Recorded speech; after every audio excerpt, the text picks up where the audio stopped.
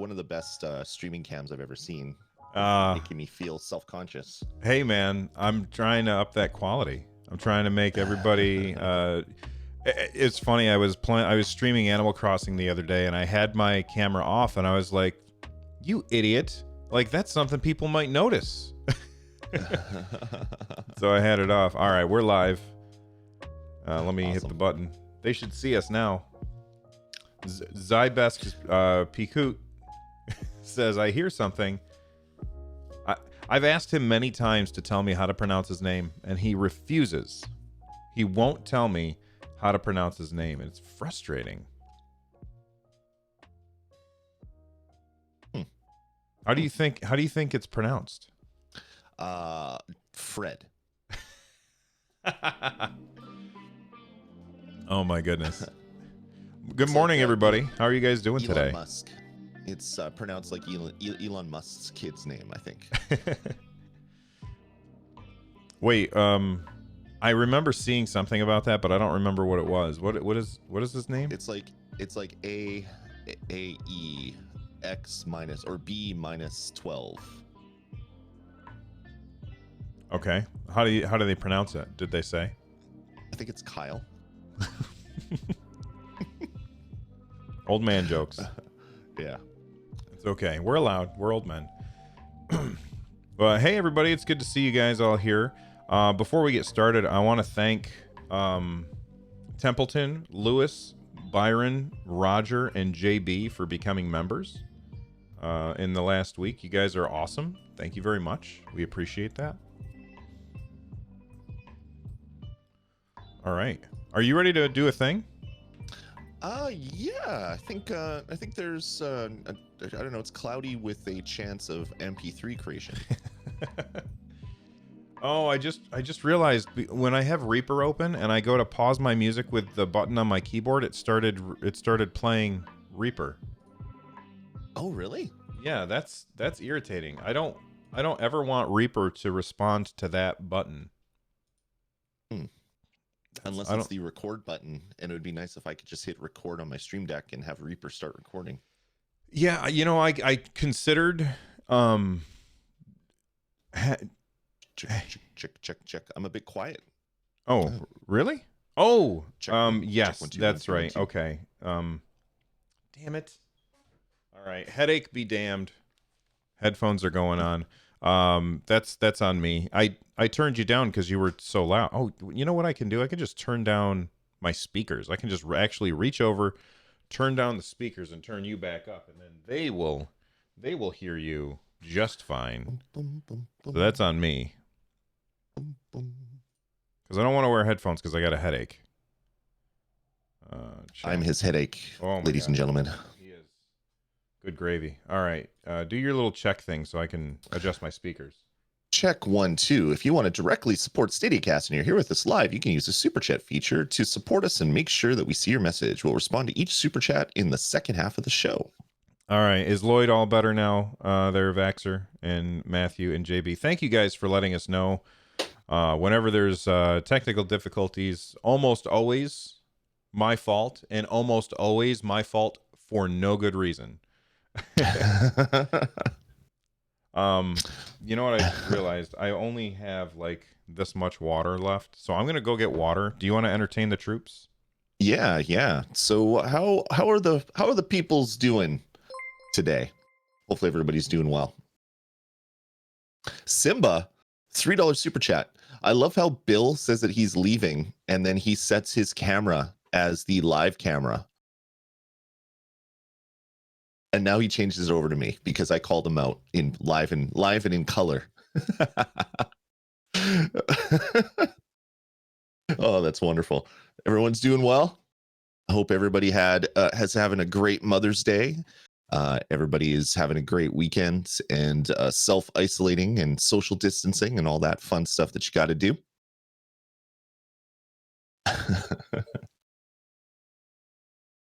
I've been playing a metric ton of Assassin's Creed Odyssey, which is I played it before. I played it on PlayStation, and I'm doing stuff in the game now on Stadia that I hadn't done on the PlayStation because the game is that darn big. It is huge, huge, huge, huge.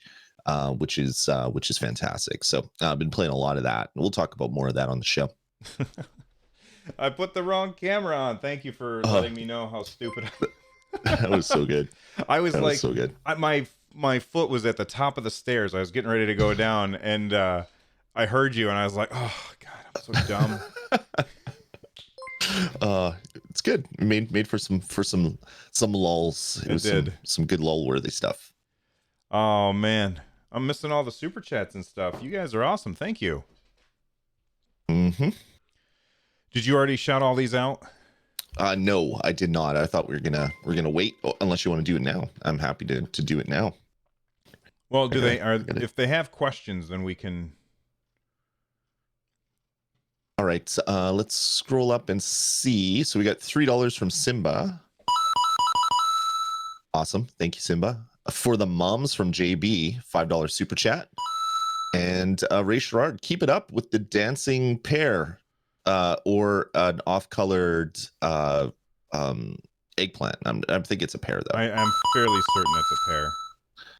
So Simba for supporters, Craig Meekin for heroes, and Stuart Young for heroes. Oh my gosh, you folks are the best, literally the best. And stay tuned, everybody. I've got some news about memberships in a little bit. An extra added bonus perk to being a member, and I'll let you know about that when we start the show. All right, Are you ready? Now that I'm back, I am. Holy cow, Yorkum. Hey, we both said it wrong, probably the right way, or at the same time. Thank you very much for the super chat, Yorkum. That's very nice of you to pledge at that support at that level. Thank you very much. Yeah, it literally your support is allowing us to do the show, and it's just the support of the Stadia community has just been incredibly huge. So thank you to everybody for what you guys do. Absolutely. All right, let's actually get started on the show. I'm going to hit record. I'm going to switch over to the screen. And let me hit this button. Buy a ColecoVision so we and can get rid of that stupid ad. By November 15th, we'll send you a free Cabbage Patch Kid by Christmas. Oh, Go XLR, please fix that bug. Please. I'm gonna buy a Cabbage Patch Kid from eBay and put it on the shelf behind me, so it's a memory of forever of a Cabbage Patch Kid. Even when they fix it, it'll be there forever. No, this is like the worst idea I've ever heard. Don't do it. All right, here we go.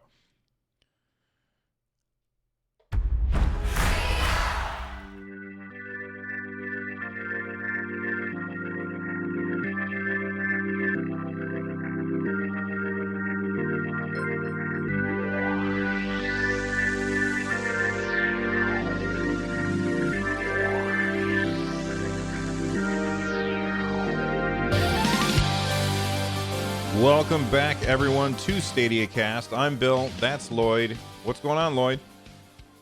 Not much, man. It's Mother's Day up here in North America, so spending some early time with the podcast, and then the rest of the day is going to be just spoiling the heck out of my wife. That's right. All of our stores around here are closed, so I couldn't, I ordered stuff, but all of the stuff that I ordered, I got an email like the day after I ordered it. Due to COVID-19, the stuff that you ordered will come in like 3 weeks. So I told her, and she goes, "Whatever, I don't care, it's fine," because my wife is awesome. But it's Mother's Day, and make sure everybody calls their mothers right after the show and tell them how awesome that they are, because they are awesome, and that's why you're alive. All right, exactly. Before we get started, we record the show live on Sunday mornings at 10 a.m. Eastern. You can find us, if you're listening to this, over at youtube.com/Stadiacast. Speaking of YouTube, since we're on YouTube, you know what YouTubers ask you to do. They ask you to like, subscribe, and ring the bell, all this stuff. Please do that stuff. It really does help. If you want to directly support Stadiacast, and people are actually doing this right now, and you're here with us live, you can use that super chat feature. And it makes sure that we see your message, and we can respond to each and every super chat at the end of the show, or the second half of the show, which we call crowd play.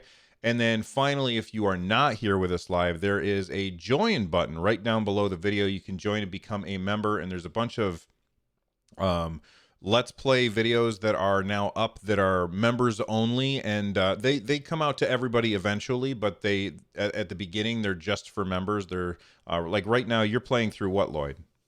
I'm playing through the Turing test. Yeah, and I'm playing through, and I'm sure that we'll talk about this in the what we've been playing part.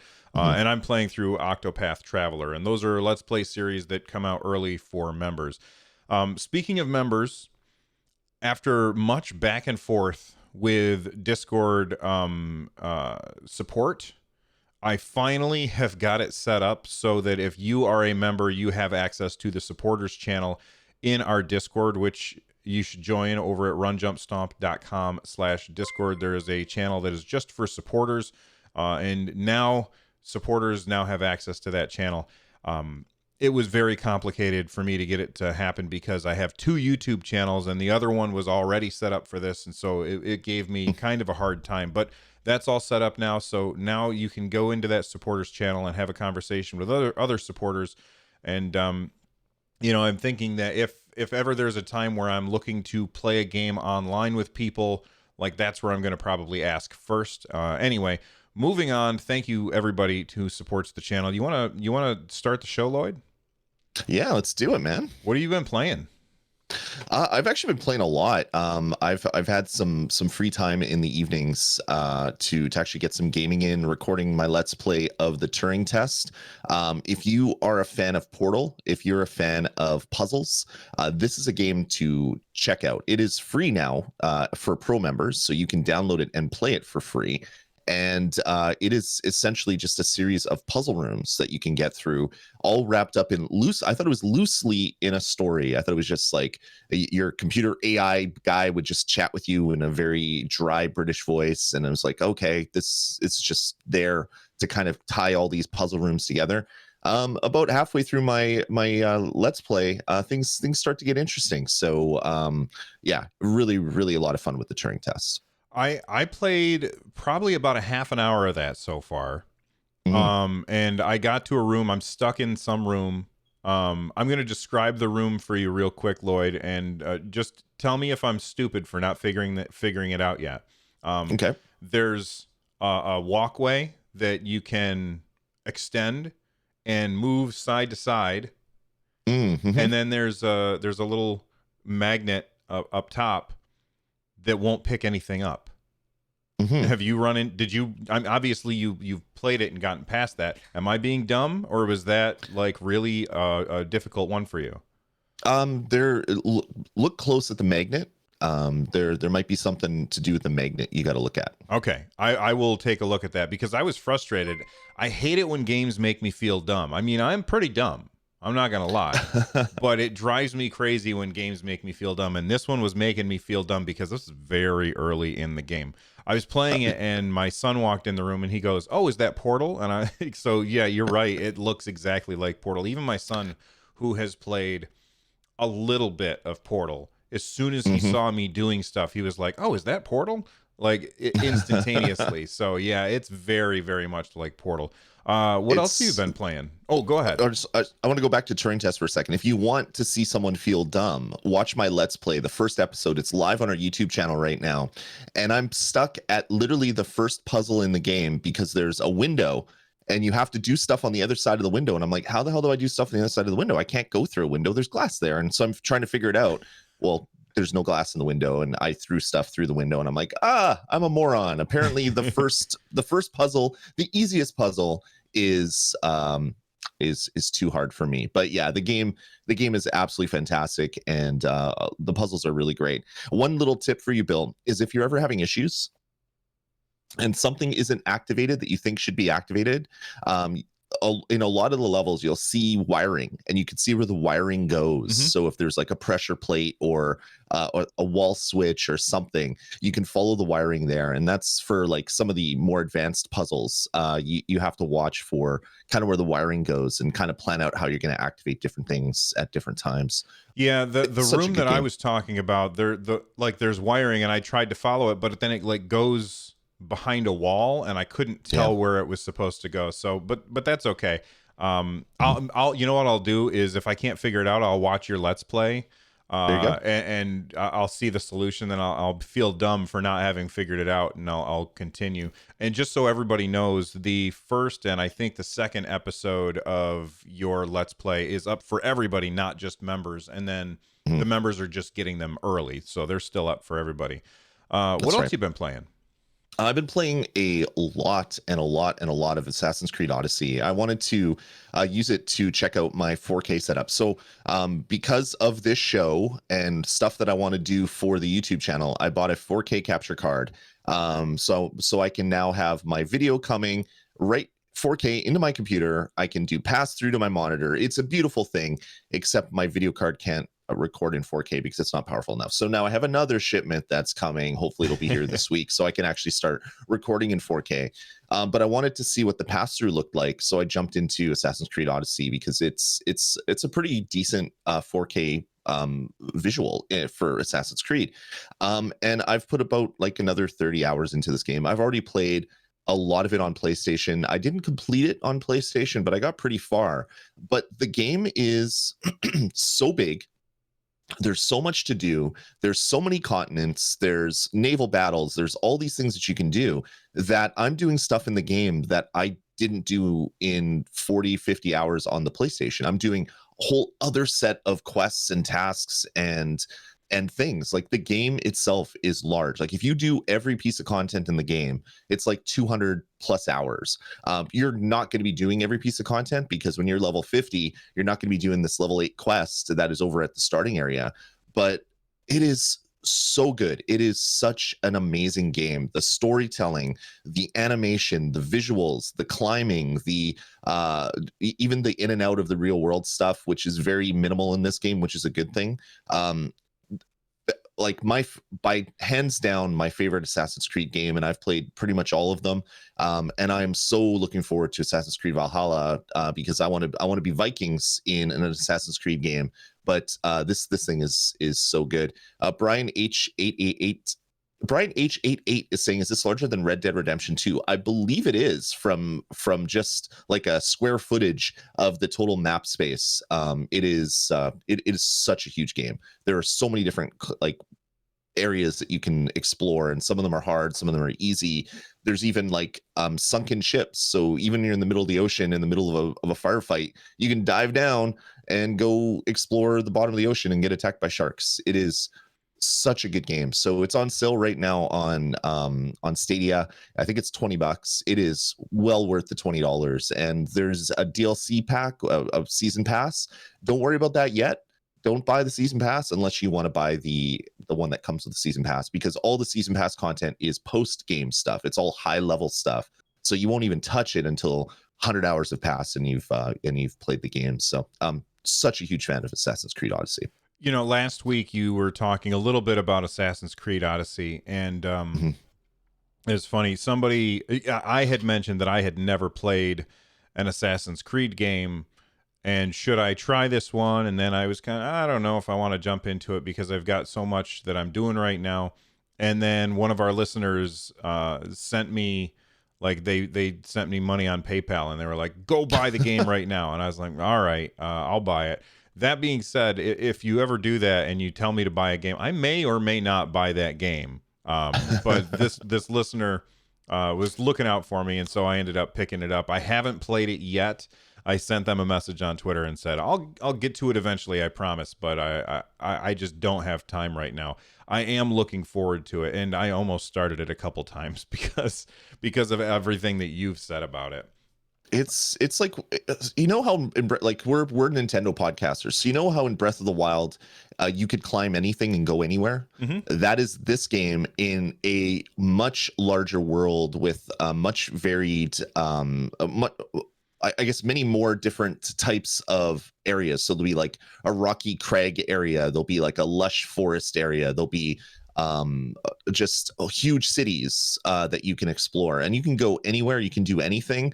And the best part is you're like a mercenary, so there's a bunch of different factions in the game, and you can choose one, choose the other, or you can kill them all. Like, there's no penalties to how you play this game. It is so good. So if you do a quest for one faction, do you lose like reputation with the other faction? No, they have a bar on the bottom. Like if you've played Grand Theft Auto, you know, like the number of stars that you have and more people will Oh, be out okay. to get you. It's kind of like that, but you can pay that off at any time. So if you do a bunch of things and you're killing a bunch of I don't know, of one side, and then you could try to do quests for them after you've killed a bunch of them, they're going to be like, "Hey, no, get out of here," and they'll attack you on sight. But you get rid of your reputation, and then you can go and do all that stuff. It's good. And the best part is, I say it's hundreds of hours of content. You can beat the game in like 50 hours. You can just mainline the main story. Most of the content will scale to your level. There's some like higher end content that won't. But you can basically mainline the main story, going from place to place, doing your naval battles that you have to, going from continent, or not continent, but landmass to landmass, and beat the game. And then you don't have to you don't have to do any of this extra stuff. But getting the loot, like it's very much a Diablo. When you kill people, they drop leveled loot, so it's a level 10 shield or a level 10 sword or level 10 helm, and then you're level 10, so you put that on, and then you kill a level 12 guy when you're level 12 and you get level 12 loot. So it's like all the best parts of like an open world RPG, just mixed in with enough Diablo. And the best part, there's no inventory size. You can, if you have a really cool helm and you like the look of that helm, you can basically make any other excuse me, any other helmet that you get look like that one at any time. So even though you're putting better equipment on, you don't lose the cool look of something that you picked up and love. It is such a good game. You need to play it, Bill. It is just a fantastic title. I will, after I finish Octopath Traveler, which is going to take me 50 hours, I think. Probably longer because I'm slow. But anyway, that's what I've been playing. I've been playing Octopath Traveler. I've been playing Division 2. I did this so I've got a new series that is going up on our channel called Best Visual Quality, where I'm playing games on Stadia at the best visual quality, recording them in 4K at 60. I do want to make a little qualifier and say, while I am seeing HDR, I don't have a computer capable of recording HDR. Like my computer, I tried recording HDR. It was a slideshow. I mean, it was fine while I was playing it, but when I watched the video afterwards, it was a slideshow. Literally, it was real bad. It looked gorgeous. Like if you paused it and looked at it, I was like, wow, this looks fantastic. But it was a slideshow, not fun to watch. So I can't record in HDR. That being said, I launched Doom Eternal to record some of it, and I ended up playing for, I think, an hour and a half of a game that I've already finished because that game is so good. So I had already finished that game. I ended up playing it for an hour and a half. I only recorded it for 20 minutes or so and posted it to the channel, but man, it is so good. And of course, I'm still playing Octopath. I haven't played in a couple days because I was a little too busy the last 2 days to really sit down and record anything, but I'll probably sit down and record more episodes of Octopath Traveler. We've already got like 12 episodes recorded and up for members, and I think 4 of those episodes are out for everybody else, but I'm having a blast with Octopath Traveler. I kind of got distracted on that game when I played it the first time around, so I'm really happy that I'm playing it again on Stadia because it's such a good game. And I am losing the one thing that makes me so happy to have it on Stadia is being able to take it to other screens, because then I can't record. So that's driving me a little crazy, because there's times when I want to play Octopath, but I'm not in this room, so I can't. Right. So that I guess that just speaks to what a great game it is. You ready for the news? Yeah, let's jump into it, man. All right. Actually, I want to talk about something real quick that somebody in chat mentioned. We were talking about Assassin's Creed Odyssey, and of course Valhalla comes up, and somebody said, I think Valhalla is smaller than Odyssey, and Ubisoft actually has confirmed this. They said that it is a smaller game than Odyssey is. And what do you think about that, Lloyd? I know that you keep talking about hundreds of hours of content in Assassin's Creed Odyssey. They're scaling it back a little bit in Valhalla. How's that? What's your reaction? I'm okay with it. I say that Assassin's Creed is hundreds of hours. I will never play hundreds of hours of Assassin's Creed Odyssey. That's not a thing that I will do. I will play 60, 50, 80 hours maybe, make my way through all the content that I want to do, and then I'll leave it at that. There are people that love these huge games and they play it for ages. There's even like a level, there's like a mission creation tool for the game. So if the 200 hours of content isn't enough, you can play all these fan-made stuff. For me, that's not me. I don't have all the time in the world, and I have to play all these other games to cover on Nintendo and Stadia and whatnot. So if they can make a game that is smaller in scope, from the size of the world, and they can have it much more I don't know, peppered with content all over instead of having to run large swaths of the land to get that stuff back. That's a good thing for me. I'm 100% okay with that. I think it's a good thing, because there are people out there, when you say a game is 100 hours, they go like, okay, that's not for me, I'm moving on to the next one. And so I think this is the best of both worlds. They did small Assassin's Creed games, they did large Assassin's Creed games, and now they're finding the sweet spot for an Assassin's Creed game. I'm one of those people that you just described that gets scared off by games that are described as incredibly huge time sinks. I own everybody in chat is going to get super mad at me. Get ready for the booze, Lloyd. Everybody's going to get mad at me. I own The Witcher 3. I own The Witcher 3 twice. I have it on PC because I got it through a Humble Bundle really, really cheap. And then I ended up getting a review copy on Nintendo Switch. And for that game, I probably played, I don't know, maybe 4 hours. Oh my God. I know. And I know that it's such a good game. And everybody's always telling me how fantastic that game is. But every time I sit down and I'm like, you know what? I think I'm going to play The Witcher. I always think, I don't have time to really get invested in this game right now. I'm going to wait and I'll play it later, because I don't have time to get invested in a huge, huge game. Even playing Octopath, which is a 50-hour game, when I look at that, I say, man, I hope I can finish it. I really do, because, of course, other things come out, and then I don't have time to get back to the thing I was doing, just like you were saying. So I'm one of those people that gets scared off by these massive games. And when people describe a game as having hundreds of hours of content, that makes me think twice about even trying it. The thing about Assassin's Creed Odyssey that you just said is that, you can finish it in 50 hours if you want to. That's awesome to me. What'll really probably happen is, let's say that I did finish Assassin's Creed Odyssey, I would probably do around 60 or 70 hours of that game, because even though you can do 50 hours, if you just mainline the story, like, my brain won't let me do that. My brain will say, oh, but there's a person here that has a quest for me to do, so I need to go do that. And then I get distracted and I never get back to the main story. And here's my example, which you and I have talked about before, Skyrim. Like, I've played hundreds of hours of Skyrim.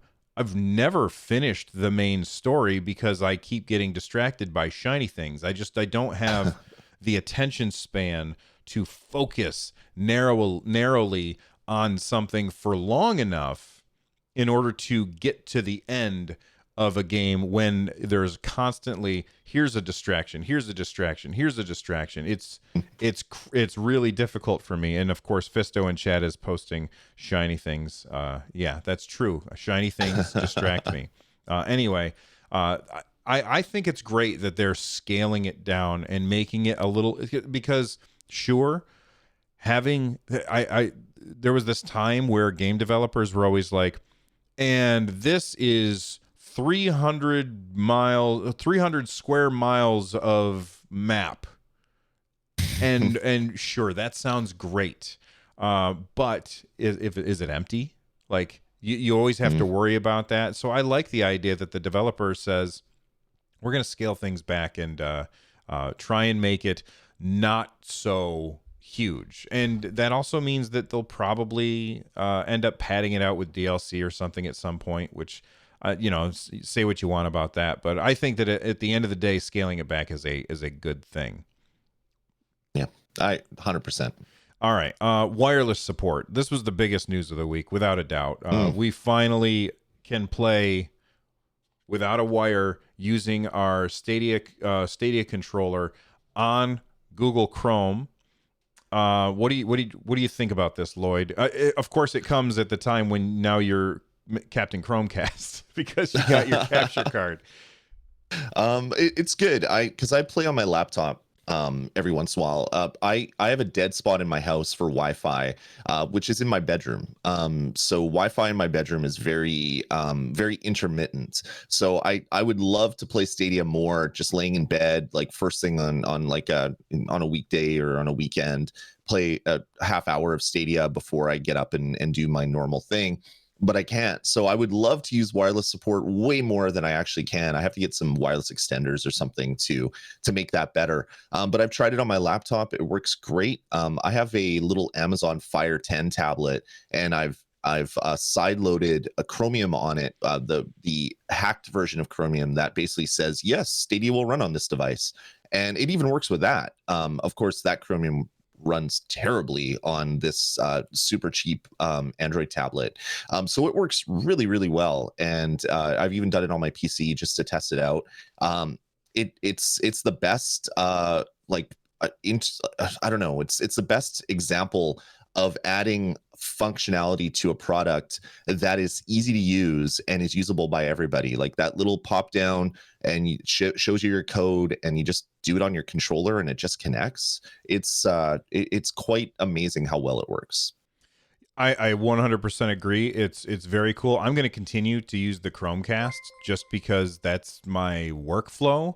But if I'm going to use, like I got sitting behind me, you can't see it because of the way we've got the show laid out, but sitting behind me on the table is a Chromebook.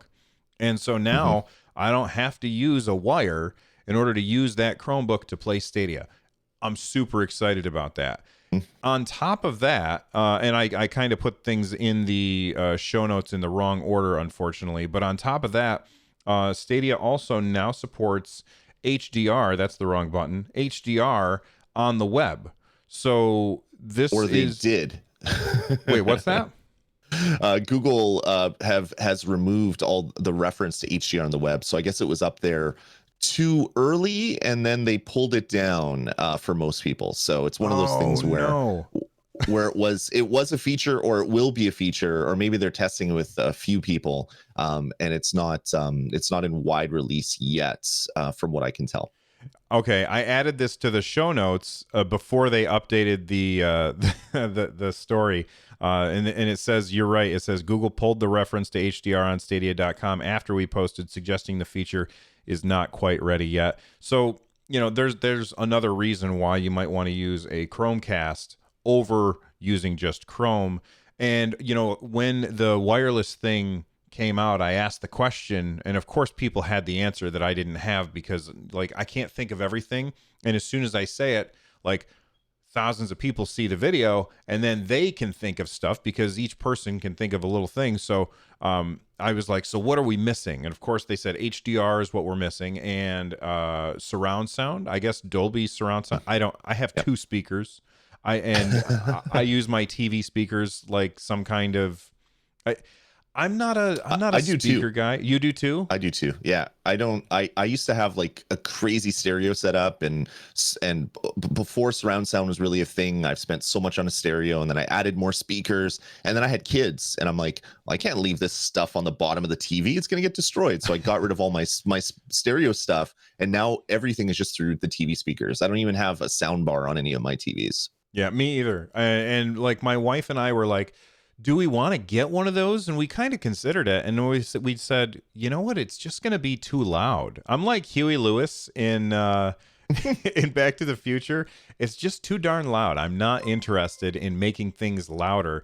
And when I watch a TV show or a movie, it doesn't really bother me that I don't have surround sound. So I know that there's everybody else in chat is probably like, man, you guys are these old grumpy dudes that don't use surround sound. But hey, you know what? I used to have like a super expensive stereo with a bunch of like satellite speakers that you could mount up on the corner of the wall and stuff, and it would have a big subwoofer and everything. And that's just not important to me anymore. If I really want to be immersed, then I just use a pair of headphones. But that's just me. Anyway, I thought that was really fun. Now people are asking about Monopoly in chat, so we could take a quick break from the news. Actually, let's take a quick break. We'll, hear from a sponsor on the podcast, and when we come back, we'll tell you something about Monopoly. Stick around, everybody. The Atari video computer system is 20 cartridges with 1,300 game variations you play on your own TV set.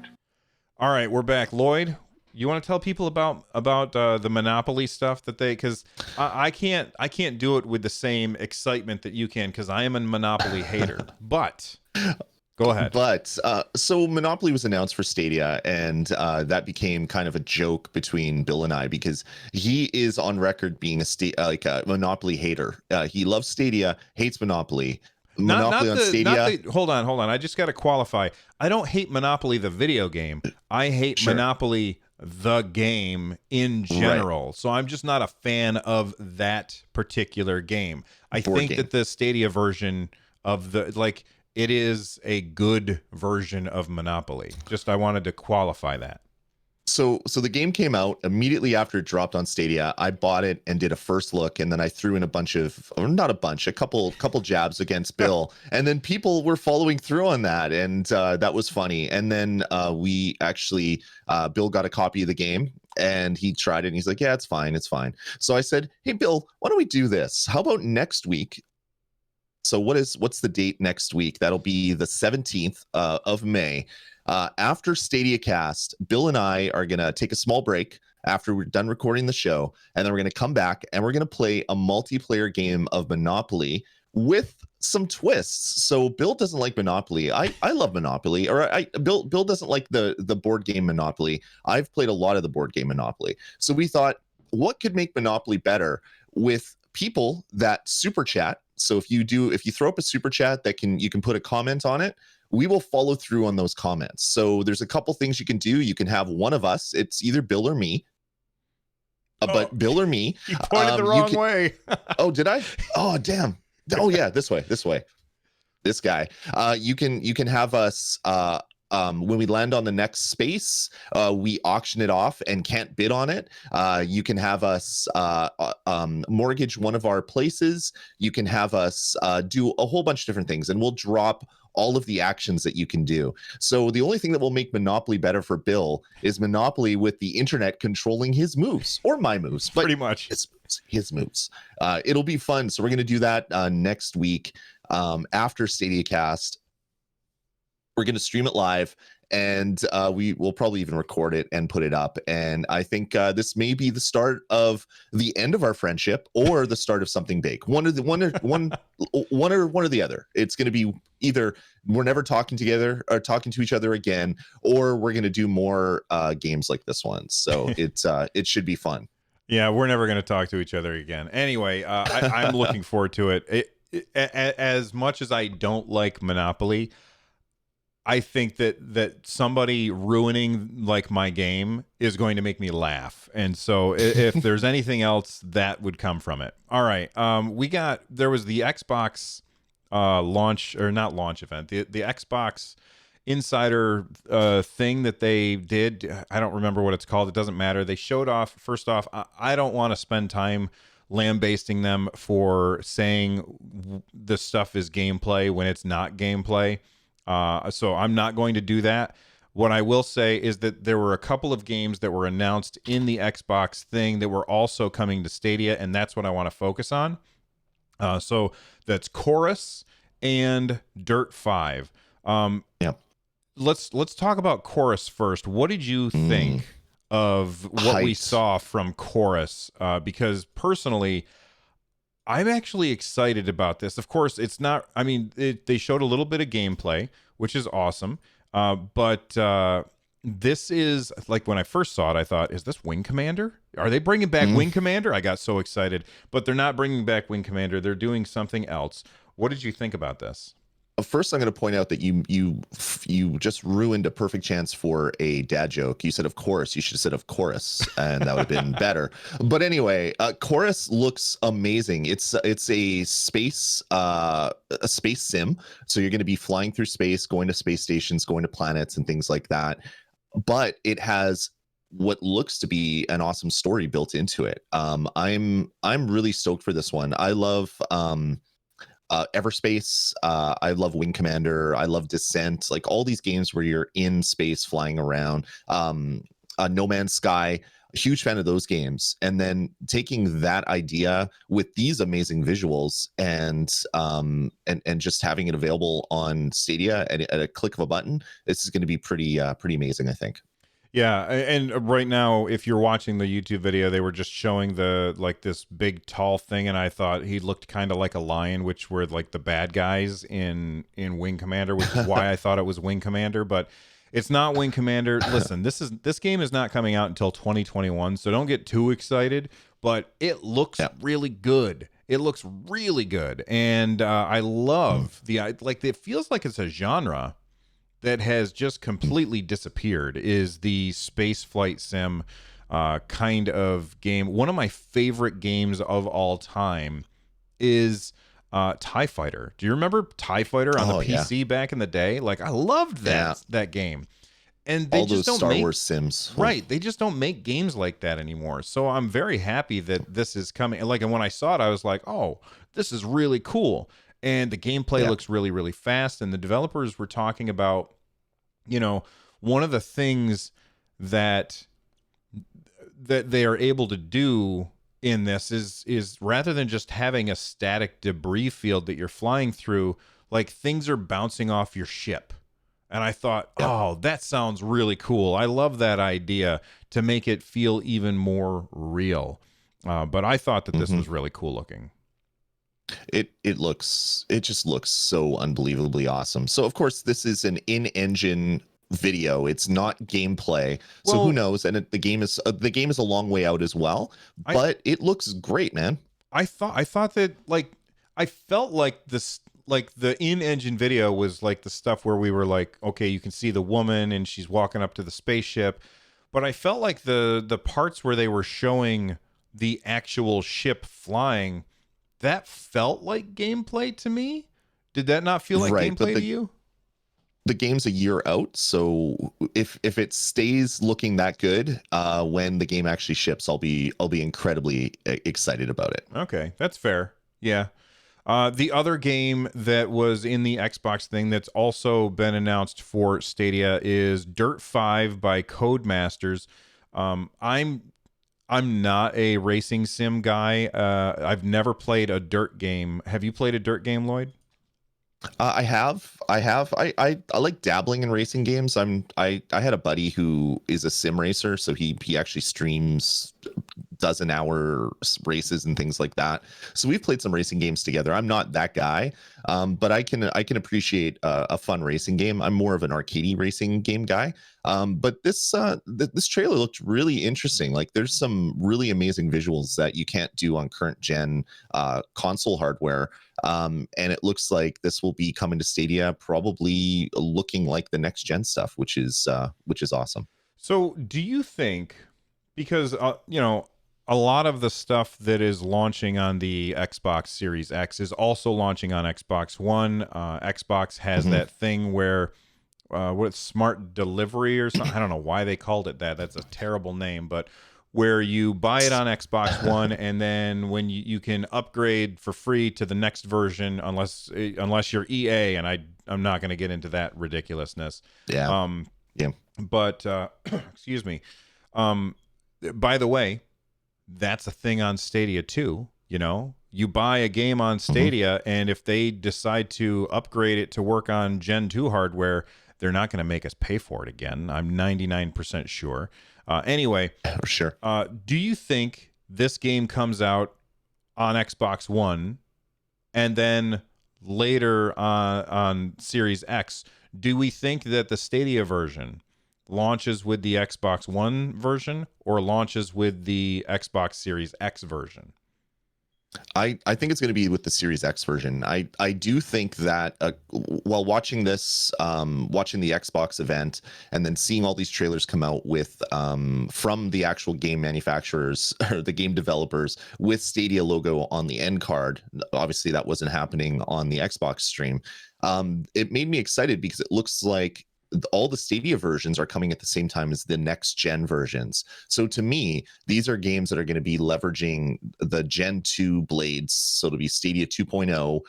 It'll be the higher resolution. It'll be the better graphical effects. It'll be the, I don't know, maybe ray tracing. Who knows what's going to all be included in here, but it does seem like the Stadia versions are timed to come out with the next gen stuff, which to me is really exciting. And that was, to me, the best thing about this Xbox event, is that we're getting next gen stuff this year, but on Stadia you're going to be playing those next gen games, and you're not buying a $500 or $600 console to play them. You're buying a $60 game and you're playing in 5 seconds on your PC or your Chromecast or your laptop or whatever.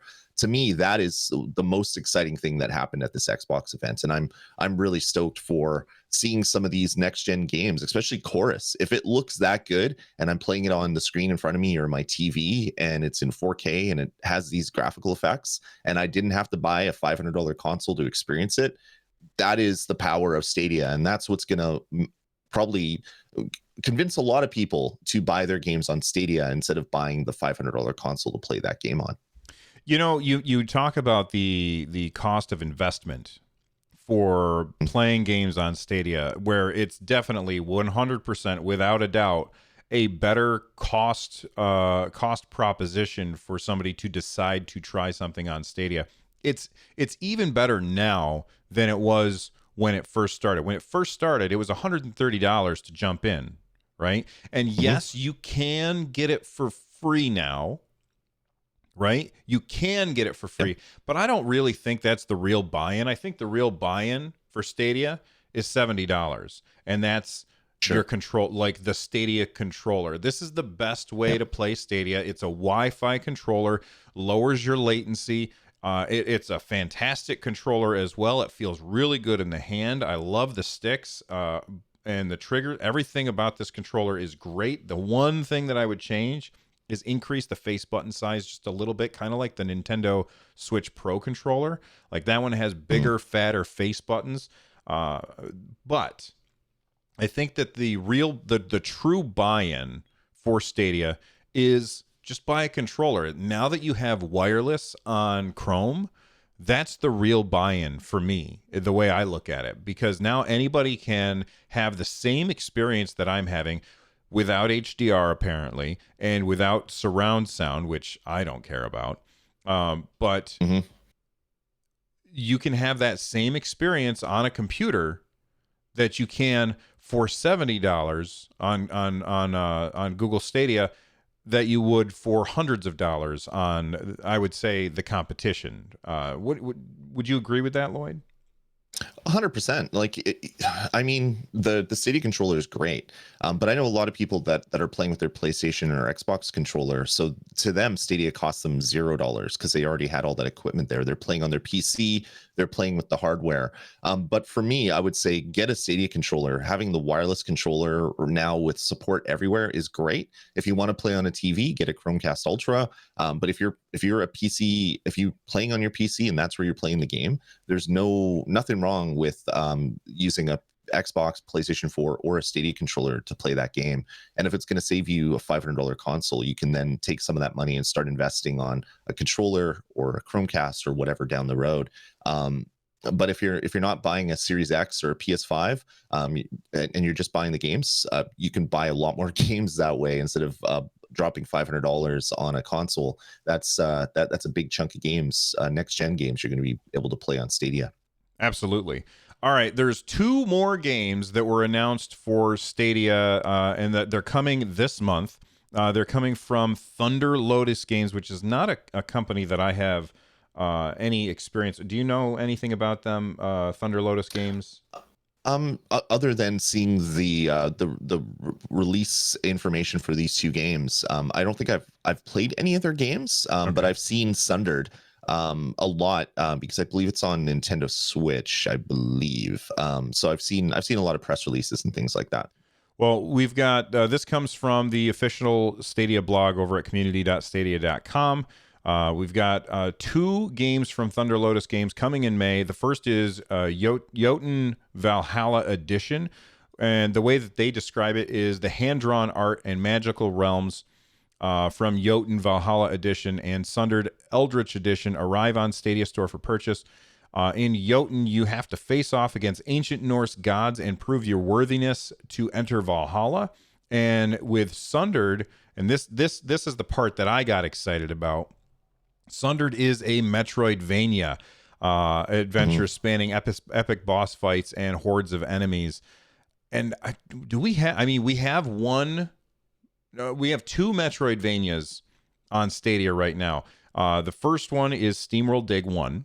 And then the second one is SteamWorld Dig 2. And those are the only 2 Metroidvania games. And I have already played those games. And I had a blast with those games. I loved SteamWorld Dig 2. It is one of my favorite Metroidvanias of all time. That game is amazing.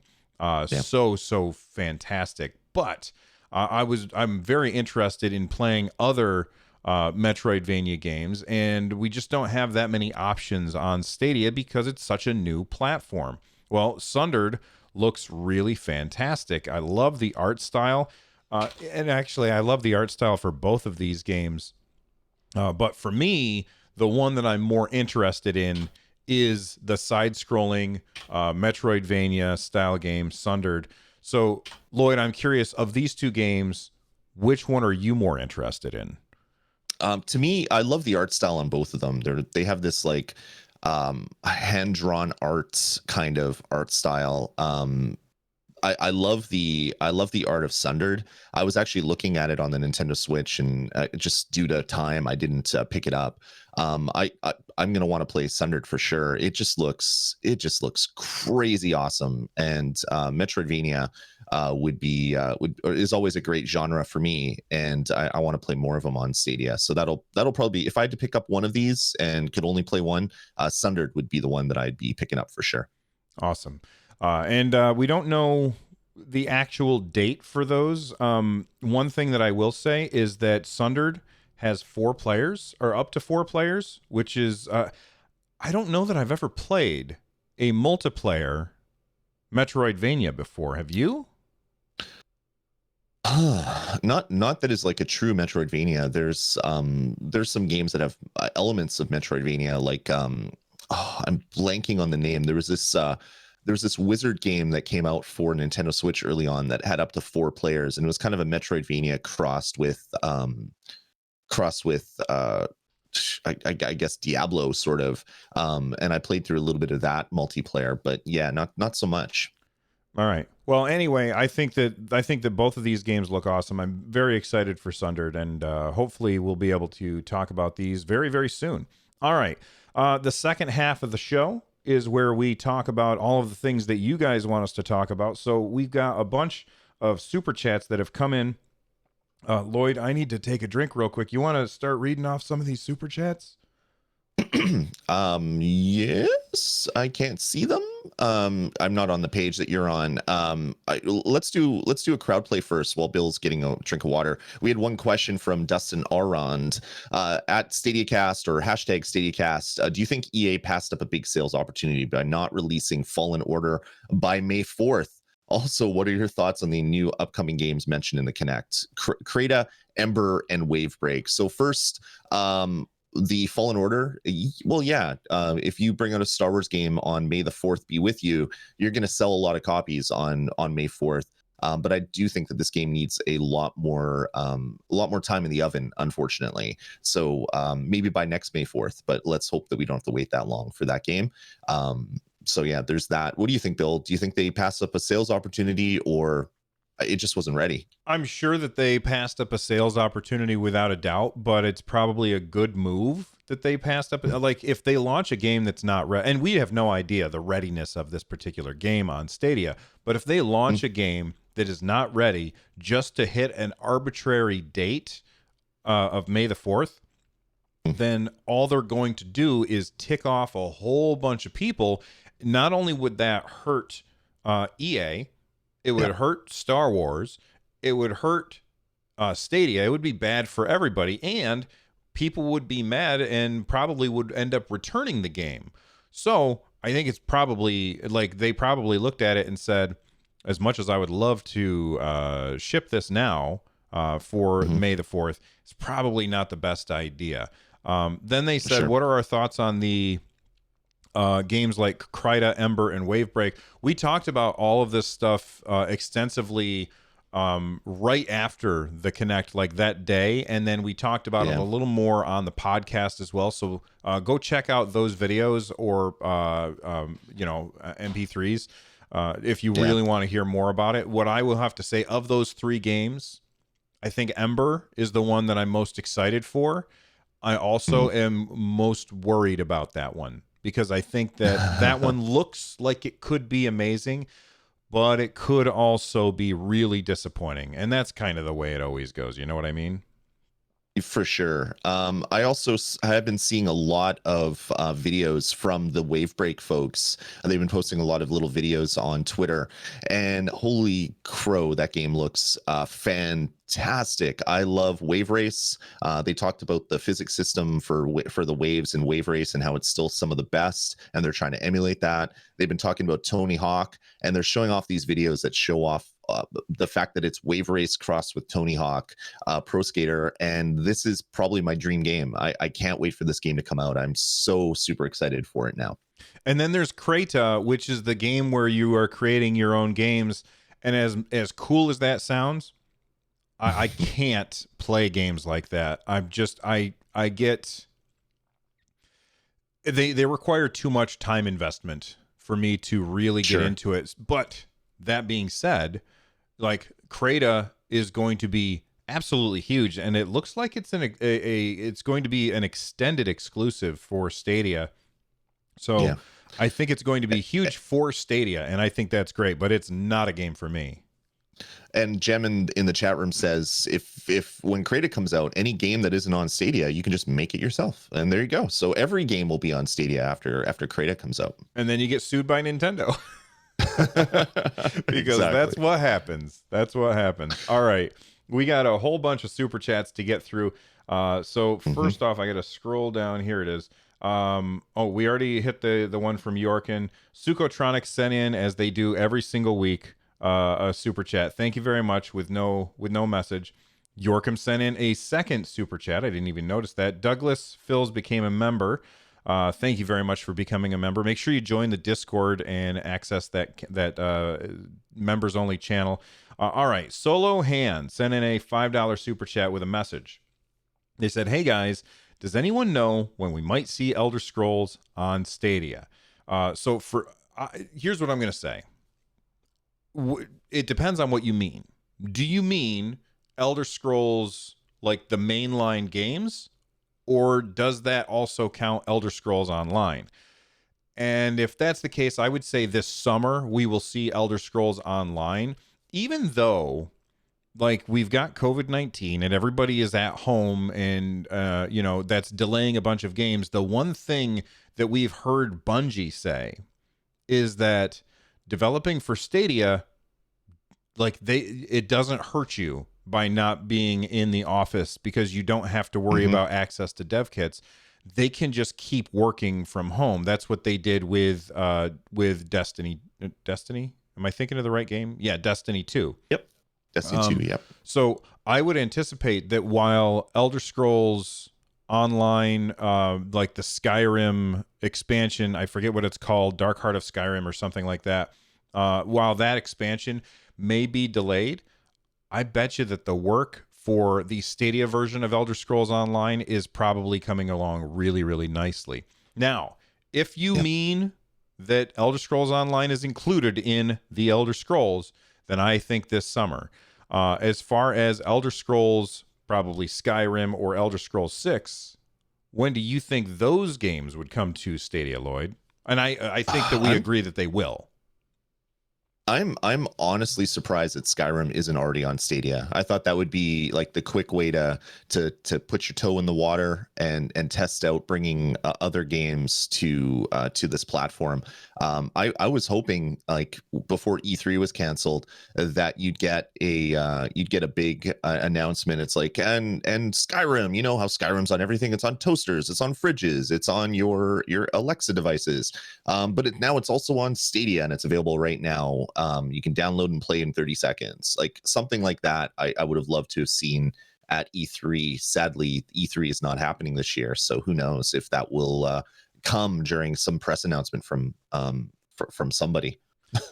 So let me ask you a question. You're somebody who okay, Lloyd was on my podcast 143 Pixels. He picked Skyrim as the game that he wanted to talk about because it means a lot to him and he's played it a whole bunch of times. Mhm. And then we talked about would you play it again on Stadia, but I'm going to throw a caveat in here and Sure. ask, would you play it on Stadia if there were no mods? And before you answer, I want to just make sure everybody understands that when I interviewed John Justice and I asked him about mods on Stadia, he said, we're working on that. That's a thing that we want to happen. So we may get mods on Elder Scrolls. We may not get mods on Elder Scrolls. Lloyd, will you play it again on Stadia if it has no mods? Yeah, 100%. I've tried playing Skyrim on my PC, like highest resolution and stuff like that, and it looks so beautiful. And I want to see what it looks like on 4K streaming to me through the Google Cloud. I'm excited to replay it again in higher resolution. We'll see if it actually comes out, but it's gotta happen. Like they released Skyrim on everything, so I'm sure that this is going to come sometime this year, and I will be ready to sign up to play it shortly after launch. Now, for me, as far as mods go, every time that I play a game that has mods, I always try the mods, and then I spend more time tinkering with the mods than I do actually playing the game. So if it has mod support, I'm probably going to not use the mod support at all because I know what will happen. I remember when I was playing World of Warcraft, and World of Warcraft is famous for having mods to the UI, and I would spend hours trying to get my UI in World of Warcraft to look the way that I wanted it to rather than actually leveling my character, which is because there's something wrong with my brain. I don't know. And if you are somebody who does that too, let us know in chat or hit the like button if you're watching this afterwards to say, yeah, Bill, I get what you're saying. Anyway, probably this year. I think so. We're still very early in the year, less than halfway through. So I hope it comes soon. I would love to play Skyrim. If Skyrim comes, like, I've already bought that game a bunch of times and I will buy it again because Skyrim is amazing. Elder Scrolls 6, do you think that launches alongside the Elder Scrolls 6 on other platforms? I Like think at the so. same time, I mean. I think Stadia is making enough headroom in the industry where people are seeing how easy it is to develop for, how it's easy to port from other systems, provided you set up your tool chain properly and use Vulkan across all the different platforms. I think bringing the next Elder Scrolls game to Stadia is kind of a no-brainer. But who knows when that game will even be out? It could be 5 years away, knowing how long some of these games take to develop. That's true. Do became a member. Thank you very much for the support that way. Gem sent in a super chat. They said buy Monopoly with this super chat. Well, Lloyd and I both already own Monopoly on Stadia, so no. But thank you very much. And they said just kidding on it as well. All right, KB Ubuntu sent in a super chat. They said, any chance we see I'm assuming that says interview of Jade Raymond here. Listen, we would love to interview Jade Raymond. We would love to interview John Justice again. We would love to interview Phil Harrison. We would love to interview all of the people that work at Stadia and talk to them about all of the work that they're doing on this platform that we are huge, huge fans of. But they are incredibly busy like doing their jobs. So we were in the middle of setting up a third interview with John Justice when all of the pandemic stuff hit, and that meant that that's no longer going to happen. It doesn't mean it will never happen, but I did end up getting an email from John's scheduler, and she said, we're not doing any interviews at this time. So there's nothing that we can really do about that. And I think that that's, of course, a perfectly reasonable thing to say. So we would love to interview Jade Raymond and anybody else that works at Stadia, but that's not going to be happening anytime soon. And I would love it if Lloyd could interview somebody so that I could relax, because man, it's nerve-wracking when you're talking to a vice president at Google and you're like, man, I hope I don't screw this up in front of everybody. The one thing that I'll throw out here is, if you are a Stadia game developer right now and you're working on a Stadia game, or you've released a Stadia game, or you just want to talk about the games that you're working on, we would love to interview you. Whether you're working on a small game, a large game, we would love to do more interviews. But it's one of those things where it's kind of hard to cold call someone and say, hey, you made a game, you want to come on our show? But if you're already listening to the podcast and you would love to do an interview to talk more about the development process or your title or whatever, hit us up. You can send us an email. You can contact us directly on Twitter. We would love to have you on the show for sure. And, that's probably going to cause people to remember that we were originally going to do an interview with the developers of Guilt.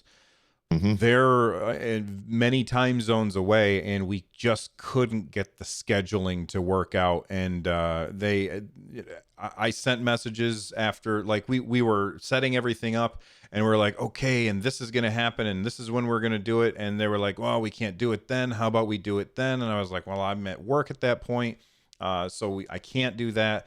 Lloyd still goes to work every day. Unfortunately. So we just could not work out a time, and that's why that interview never happened. It has nothing to do with that developer not wanting to.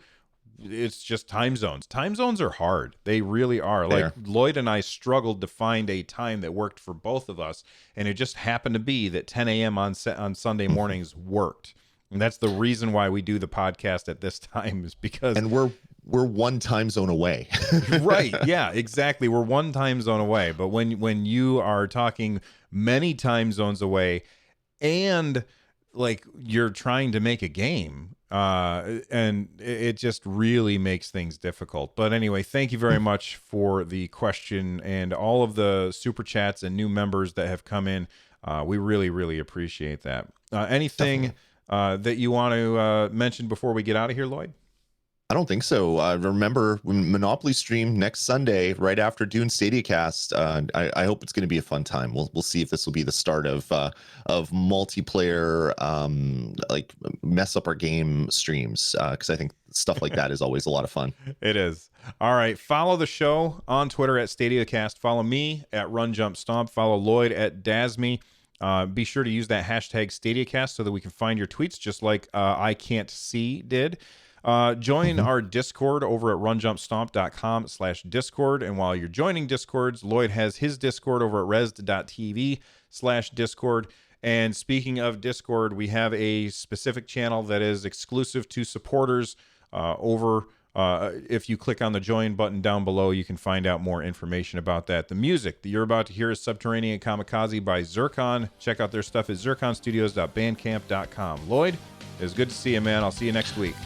See you next week, Bill. Take it easy, everybody.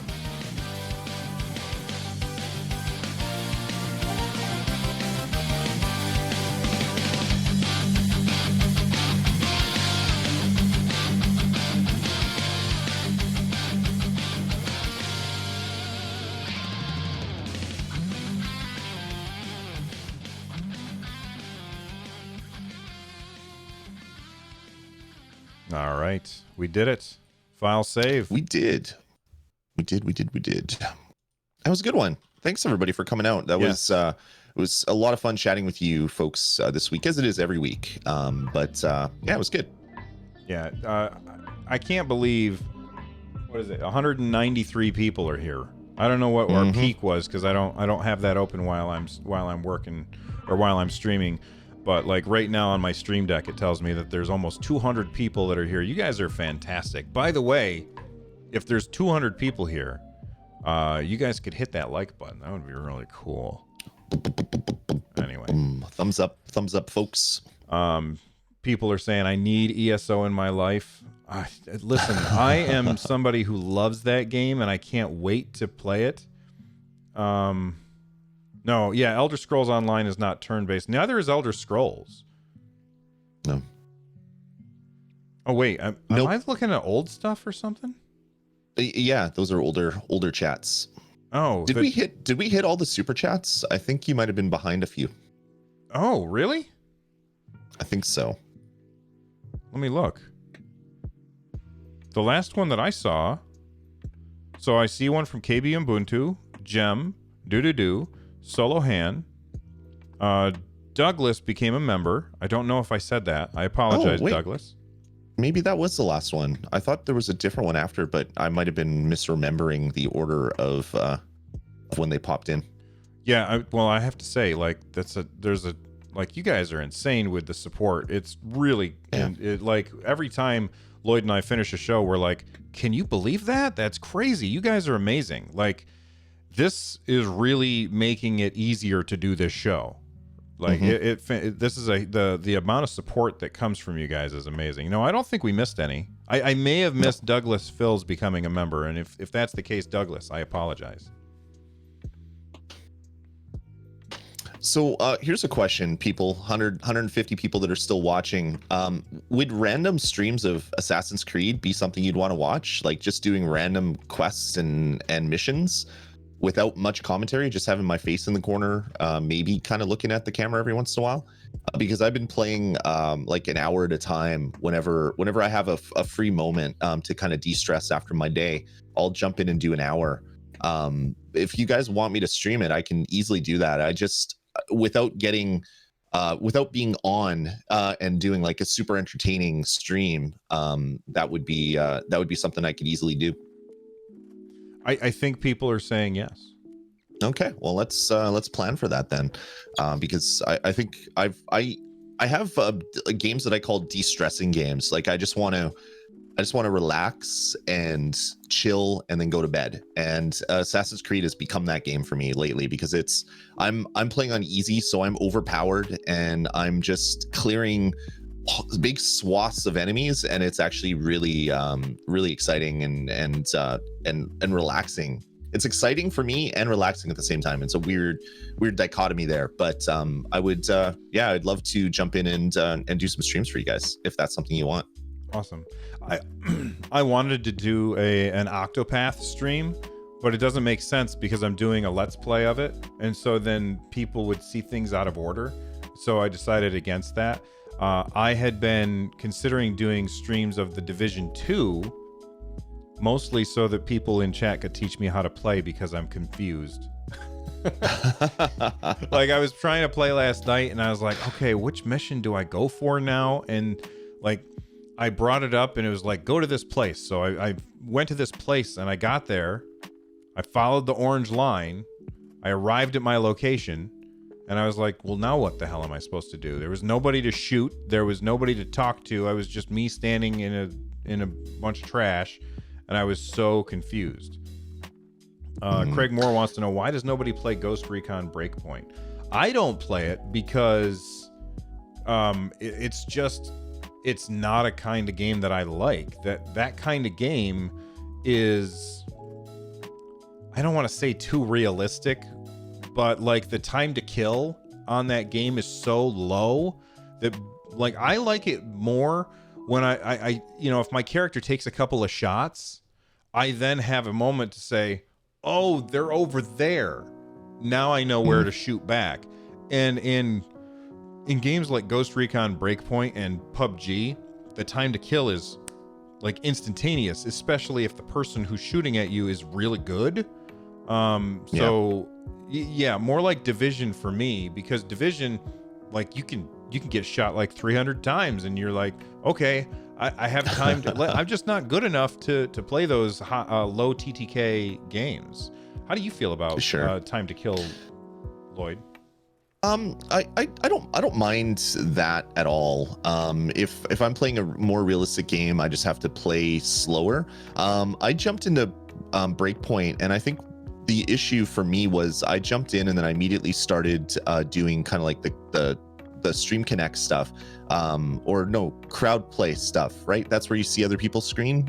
Crowd play? No, that's Stream Connect is the where you see other people's screens. All these buzzwords, I'm confused right now.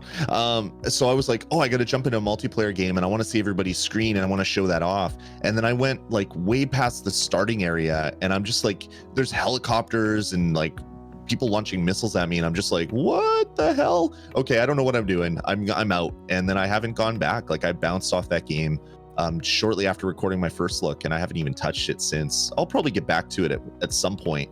But I think I think it was my fault the way that I started that game, which kind of ruined it for me. Yeah, in Division 2 they have that Stream Connect as well, and it's really, really cool. I was doing a mission and this person joined my mission. I don't know how, but they were suddenly in my group, and then in the bottom right corner I could see what they were doing, and I was like, this is really cool. It is. It's very, very cool. I thought that I would dislike it because it covers up part of the world, but it's so small that I just think it's rad. Mm-hmm. Yeah, it's such a cool feature, and it's really only something you can really do on Stadia well. I've seen other developers say we're going to support it on other consoles. It's like, yeah, but then you're simulating what they're doing. You're not actually showing us their actual screen. You're just showing us their viewpoint based on telemetry data of where they are in the game at that one point. It's pretty amazing that you can just do it on Stadia just by including that chunk in your feed that's coming to you. And it's always pretty bad. Like I was playing Apex Legends, and when you get downed, it gives you the view of the other players. And if they have not a great upload speed, like it is a slideshow as you watch the other person do whatever it is that they do. Yeah, it's one of those things where Google is doing it the right way, and for all the faults that people are saying Google has and Stadia has, I mean, they're showing some amazing next gen tech, and it'll get there. And you get the trolls in the chat that are talking junk about it, and I mean that's fine. Stadia is not for everybody, but man, I've had so much fun playing games on Stadia where I probably wouldn't have been playing them. I would have been playing my Switch or doing some other things, and just being able to play games that look this good, starting them within 30 seconds, it's pretty darn amazing. Stadia is pretty awesome. Yeah, I saw the Rainbow Six quarantine thing, but that isn't coming until 2023. Am I right? Am I remembering that right? Like they announced a game that's coming out in 3 years. Maybe I'm misremembering what I saw, but I saw that article and I remember seeing it 2023, and I was like, well, that's not even worth mentioning. Maybe it was some other game. Maybe it was supposed to come out this year, and they're just like, oh, bad time. Let's put it on the back burner for a couple years. Later this year. Oh, maybe it was some other game. Now I can't remember. Anyway, it looks like it's coming out 2020. Oh, okay. That's maybe change the name of that game. Ubisoft. Although that's the Division 2 is not very cool. much like they're talking about. Like I'm wandering around and dudes are talking about the dollar flu in quarantine, and I was like, uh-oh. Yeah, right. It's kind of real when you're walking around like New York or whatever, and it's just like there's no one on the streets except for people trying to scavenge for food, and it's like, oh my god, that's a little dose of real life. It's kind of spooky. All right, everybody, it's Mother's Day, so stop listening to us. Go call your moms. Make sure you make your wife something nice to eat or something, and everybody be awesome. Lloyd, you have a great day, man. You too, Bill. Take it easy, everybody. We'll talk to you next week. And remember, Monopoly next week. Monopoly!